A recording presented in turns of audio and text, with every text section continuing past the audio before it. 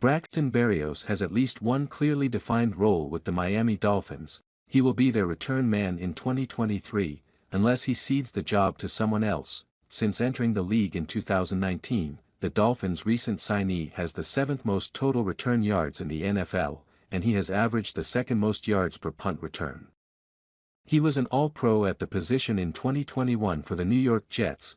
Berrios joins Tyreek Hill and Jalen Waddle, who were both skilled returners at one point in their careers. But quietly, he also combines with Hill and Waddle to form arguably the best receiver trio in the NFL in terms of creating separation. They're truly one of the best wide receiver duos in the league. Berrios said, "I can't wait to get in that room and just watch and learn from them and hear how they see the game or how they see the route against this coverage and all the variations. So obviously I'm down to do whatever whenever, and I've always been that way, and maybe, if they take the top off, I'll work across the middle or I'll work outside. I'll really do whatever it takes to win." Berrios didn't turn heads with his receiving output last season, recording just 18 catches for 145 yards on 32 targets, all the fewest since his rookie season in 2019, but the Jets' below-average quarterback play was more to blame for his lack of production. He still performed at an elite level as a separator. His 4.01 average yards of separation were second only to Arizona Cardinals receiver Greg Dortch last season, and while 24% of his 176 routes run last season were vertical, playing under Dolphins head coach and offensive play caller Mike McDaniel will allow him to utilize a more diverse route tree. "I like a lot of things about Braxton," McDaniel said. "I like that he's a playmaker.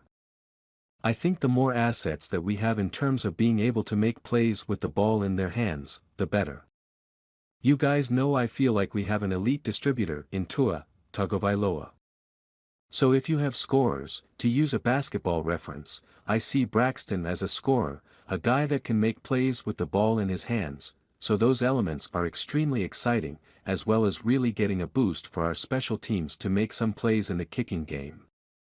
I think that's where I'm hoping our both offensive and defensive units are going. Special teams will be that much more important because field position will be that much more of an advantage for us. That's the hope. So excited to have him and excited to get to work with him soon." Hill and Waddle were used interchangeably in the slot last season, spending 33% and 18% of their offensive snaps at the position, respectively, and Berrios figures to join that rotation after the Dolphins saw their third leading receiver, Trent Sherfield, sign with the Buffalo Bills this offseason. But don't slot Berrios in as a slot receiver. He spent 42% of his snaps in the slot last season, but also spent 42% of them out wide. The fifth-year pro said he didn't limit himself to learning only one position during his formative years and is comfortable playing all three receiver spots. "I didn't necessarily study slots," Berrios said. "I studied receivers across the board, just because I think you can take pieces from everybody, and whether it's a release, whether it's the top of the route, high-pointing the ball, whatever it is, I'm willing to play, whenever, whatever. And that's something that I've tried to work on a ton in the off-season is work outside obviously as well as inside and the backfield. And again, wherever they need me, wherever there's a place, wherever there's an opportunity, I'm fully in on it." Hill and Waddle combined for 3,066 receiving yards last season and could approach or exceed that figure if Tagovailoa remains healthy for 17 games. Behind them, Berrios will compete with 2022 free agent signee Cedric Wilson Jr., River Crocraft and 2022 fourth-round pick Eric Ezukanma for targets, none of whom was particularly productive receivers last season, but between the departures of Sherfield and Mike Gesicki, there are 103 targets the Dolphins must replace in 2023.